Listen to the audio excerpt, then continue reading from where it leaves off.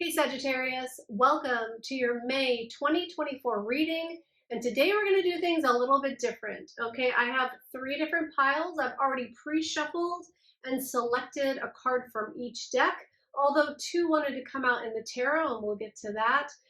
We are starting off with this Father card. Okay, you may be dealing with either successes or failures right now. That might be what you're dealing with in May, and how you're perceiving successes and failures, because really every failure just leads us to a success. Because if we see what isn't working, if we see and look at what we perceive to be a failure, and we see what didn't work about it and actually make changes, then we can implement those changes and see how that works moving forward, and then continue to build on that and to create success. Because I think some of the most successful people, probably their first adventure or their first endeavor did not turn out as a success, and that's how they learned, and then that's how they maybe built up to where they are now. So success is very much a part of this reading. You may be looking for a success in your life. You may be working really hard towards a success, but regardless, you are looking at the Nine of Cups. You're looking at what is going to fulfill you. You're looking at what your highest desire is, and wishes fulfilled, like what this wish is that you want to fulfill for your life. And Judgment is coming in with that. So it's like there's a reconciliation happening. There's a reconciliation between successes and failures that's happening for you right now, and it's happening for you so that you can get to your highest desires, and you can realize those. Okay, we also have the Unbound card. Okay, it says releasing soul patterns, contracts, and past lives. All right, so we also may be talking about how we perceive failure and how we perceive success as to how it pertained to our life, to our childhood, to our upbringing, to our father. Okay, our own father in our lives. How does success show up in our own lives, and how do we think about that? And what can we release? What patterns are there, either that we've adopted along the way, or that have been instilled by our fathers or father figure in your life? What did you learn through your father and through their successes and failures? I feel like that is really poignant in this reading, because if we can uncover where we might be going wrong subconsciously, or where we might be failing ourselves subconsciously, or tied to patterns with our own fathers, then we can really unlock our future and unlock these wishes fulfilled, and really have the highest calling available to us, the highest timeline, the highest calling available. Success, the Spirit is wanting me to say that success is elusive. Success isn't a thing that you arrive at.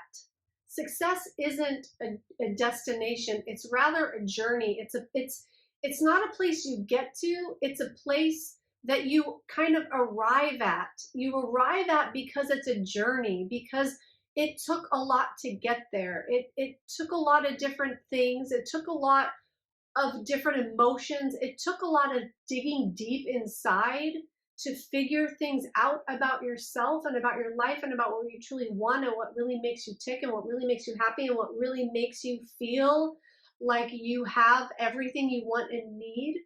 It's a journey rather than a destination, because it's a winding road, because there is no straight starting point and ending point, because success is a journey. And if you are on the road to success, if you are on the road to accomplishing something, if you are on the road to like building something so big that you don't know how you're going to make it happen, or how you're going to get there, or how you're going to achieve it. You're going to achieve it by starting. You're going to achieve it by going through it. You're going to achieve it by having failures along the way, because the failures are what are going to teach you how to be successful. And sometimes being successful is about changing yourself and changing the limiting beliefs and changing, what was bred into us as a kid, and what you even think success is. Some people might think success is owning a home. Others think success might be having a family. For some people, being successful is just, living paycheck to paycheck and having enough for what you need right now. So the definition varies, but whatever your idea of success is, you're going to have failures along the way, because it's going to teach you what you need to learn, what you need to change, how you need to grow in order to have what you consider successful and what you're looking to succeed at. All right, we are going to move these decks over here. Thank you for your cards there. And we have the Nine of Cups now in Judgment. We're going to use this as the basis for the rest of the reading. And we are going to see what Spirit wants us to hear. Spirit wants you to hear that no matter if this journey to the success is long or fast, short, like no matter what it entails, if you stay true to the calling, if you stay true to what you are wanting to manifest, if you keep going in the same direction to achieve that thing, then you will get there no matter what, no matter how long it takes, no matter how windy the road is, no matter if you fall off a cliff and have to dust yourself back off and get back on the road, you're going to get there because you have that vision in mind, and it's like you're going there, you're going for it. Don't lose sight. Don't lose sight, even if there are failures, and even if it's hard to get back up, and even if your father never succeeded at what he truly wanted, or even if your father did but you didn't feel like you could achieve the same things, or whatever the backstory is, whatever the situation is, you can get there as long as you keep this vision, this goal in mind, and keep going towards it and working through what comes up on that road to your success. And using your intuition along the way with the High Priestess, and staying true to yourself and staying true to the calling itself, staying true to the thing that you're going after, and not trying to dismantle it and take it apart in such a way that you feel like it's not even yours anymore.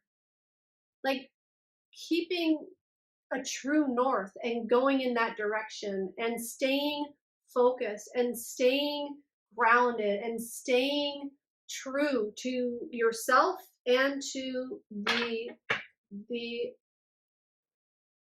success itself. Oh, that one wanted to jump out, so we'll take that. Okay, we have the Queen of Pentacles, which is honestly one of my favorite cards in the deck. The Queen of Pentacles, she really has it all. She has the home, she has the family, she has the income, she has the business, she has everything that she wants and needs, and she makes it all work, but she didn't get there by accident. It didn't just show up in her lap. She didn't just arrive there one day just out of just nonchalantly.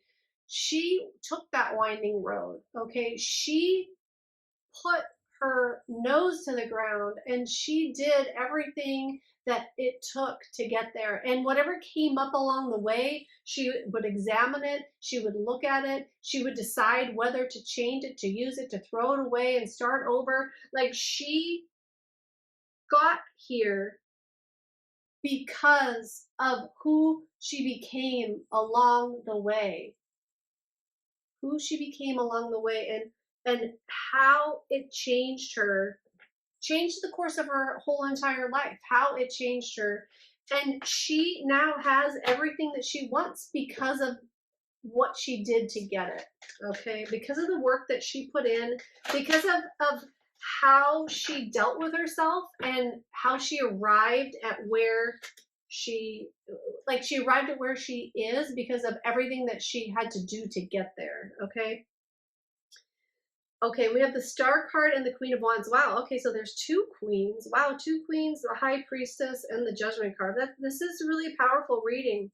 So in order to achieve your dreams, in order to achieve this Nine of Cups and this wish, so this is like having the wish with the Star card and then fulfilling the wish, okay? So you are on this journey, you're on this journey to